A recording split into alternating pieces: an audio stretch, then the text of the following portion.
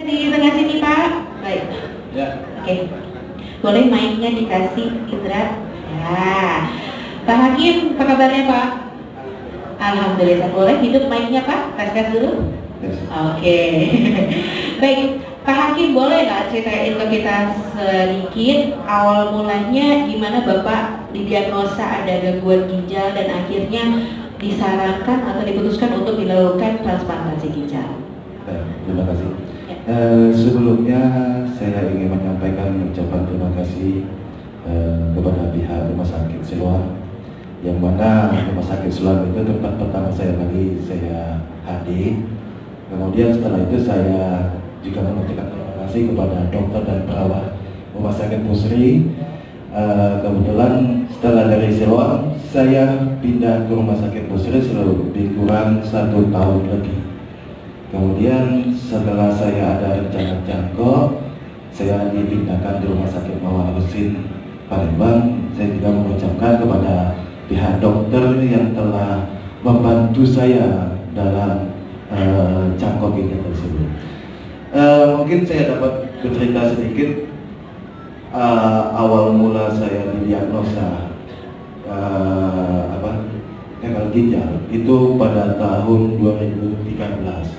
Ketika itu saya merasa ada batu yang ada darahnya seperti itu. Kemudian saya coba periksa ke rumah sakit. Kebetulan saya waktu itu bertugas di Sekayu, di Banjarmasin. Pada waktu itu saya cek ke rumah sakit sana dan diperiksa, memang belum diagnosa bahwa ada gagal ginjal waktu itu kan, hanya cuma diagnosa pertama itu mungkin ada kayak TB atau apa seperti itu kan. Kemudian saya tidak percaya seperti itu kan, akhirnya saya coba pulang ke Palembang, periksa ke rumah sakit Cerdas, dan waktu itu saya cek kembali rumah sakit Cerdas dan diperiksa oleh dokter jantung juga waktu itu sama dokter penyakit dalam yang program Monsen gitu kan. Nah pada saat di rumah sakit di dokter jantung, saya waktu itu tensi saya 250/135. Nah pada saat itu saya tidak merasakan apa-apa karena saya waktu itu pulang dari Sekayu dengan membawa kendaraan sendiri sampai ke Palembang terus langsung ke rumah sakit. Dan akhirnya saya dipaksa sama dokter untuk harus dirawat karena 3 kali diperiksa tensi saya 250/135. Jadi waktu itu saya bilang nggak usah dok, saya bilang biar saya pulang aja, saya nggak merasa apa-apa. Saya mengatakan jangan ya dok, kamu kalau sayang sama itu sama anak harus dirawat rumah sakit begitu kan. Akhirnya saya dirawat lah pada waktu itu, dirawat rumah sakit, terus dicek lab dulu sama pihak rumah sakit karena waktu itu menjelang hari raya Idul Adha, saya minta pulang. Saya paksa untuk pulang seperti itu kan. Saya mau pulang dok, gitu kan. Ya hanya atas permintaan sendiri saya pulang. Nah, cuman waktu itu udah dapat hasil lab gitu kan. Nah kemudian saya karena balik lagi tugas ke Sekayu, saya konsultasi lagi ke dokter dulu dokter jantung, dokter Andrean waktu itu. Pada saat saya ceritakan bahwa dok, saya habis dari rumah sakit dan dirawat rumah sakit dan ini hasil labnya dan ini hasil ronsennya, saya bilang gitu kan. Nah, pas waktu dilihatnya, loh kamu ini ada gagal ginjal waktu itu kan. Saya bilang yang di mana dok? Nah itu tadi yang sudah diceritakan sama dokter Johan tadi bahwa pada kreatinin saya itu udah naik pada waktu itu. Nah ya kalau nggak gini aja, kamu nanti Palembang kamu periksa lagi seperti itu kan.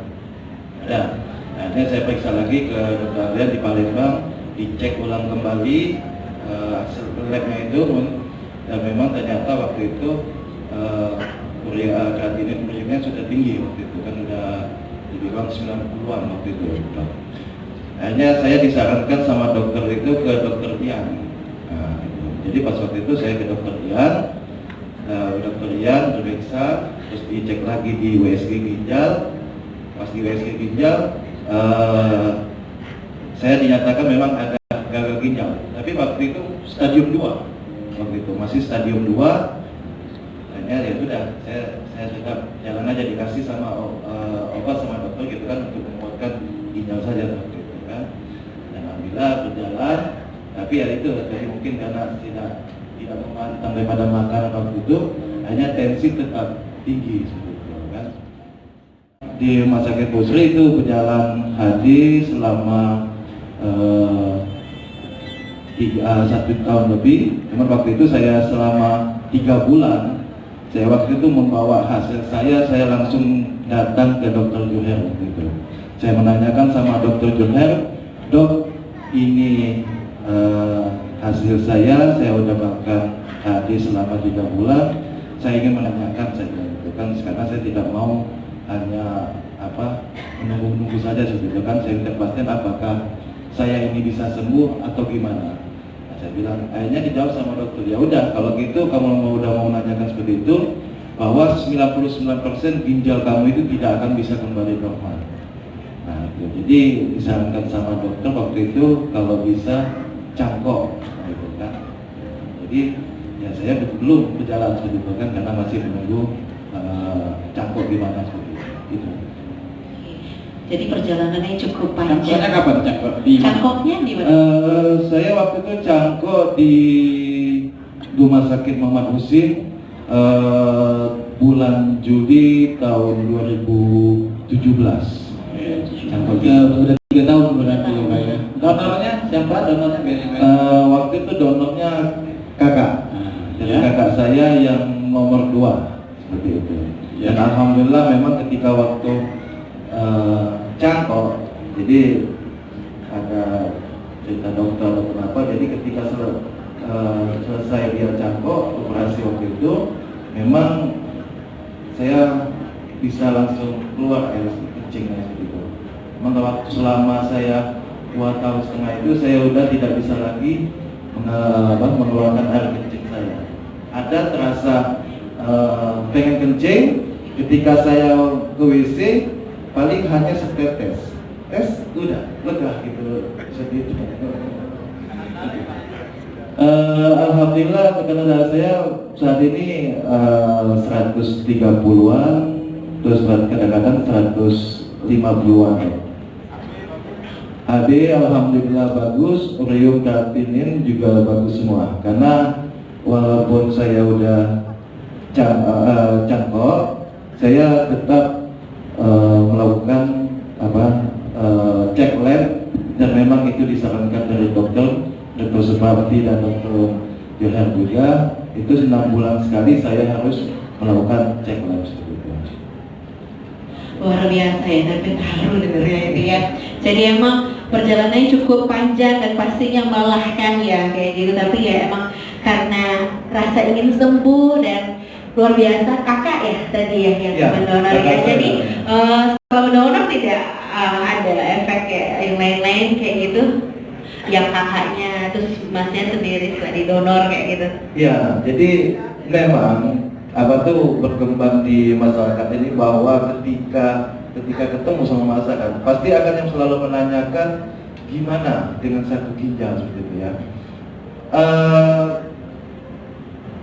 Kakak saya selalu dengan menggunakan satu ginjal itu, alhamdulillah dia tidak ada perubahan. Jadi tetap seperti yang mungkin yang punya 2 ginjal seperti itu. Jadi makanya dengan melihat itu saya selalu ada teman-teman yang mengalami gagal ginjal, terus ada yang ingin cangkok ginjal.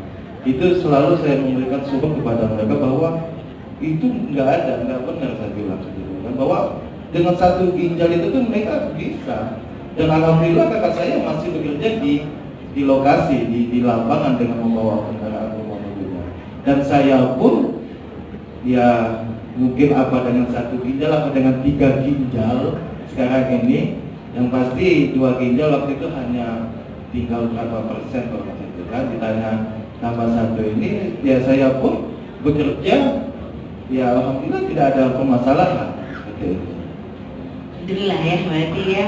Memang banyak orang berkembang. Mungkin tepuk tangan dulu deh Bapak Hakim ya, luar biasa buat ceritanya ini. Jadi emang mungkin kalau saya pribadi mungkin hanya sekedar melihat di berita RSMH melakukan transplantasi ginjal, tapi tidak pernah yang mendengar sedetil ini dari pasiennya langsung kayak gitu kan, bahwa emang saya tahu bahwa emang perjalanan ketika divonis pasti ada tahap dimana kita mungkin menolak atau masih ada fase denial, tapi mau nggak mau emang salah satu cara untuk kita bertahan ya dengan melakukan cuci darah, dengan CAPD tadi atau dengan transplantasi tadi. Tapi ya semuanya insya Allah ada solusi asal dari kitanya juga ada kemauan untuk berusaha untuk tetap sehat dan juga didukung oleh keluarga yang luar biasa. Menurut saya itu adalah support yang terpenting. Iya, Ya. benar sekali. Tepuk tangan buat kita semua di sini.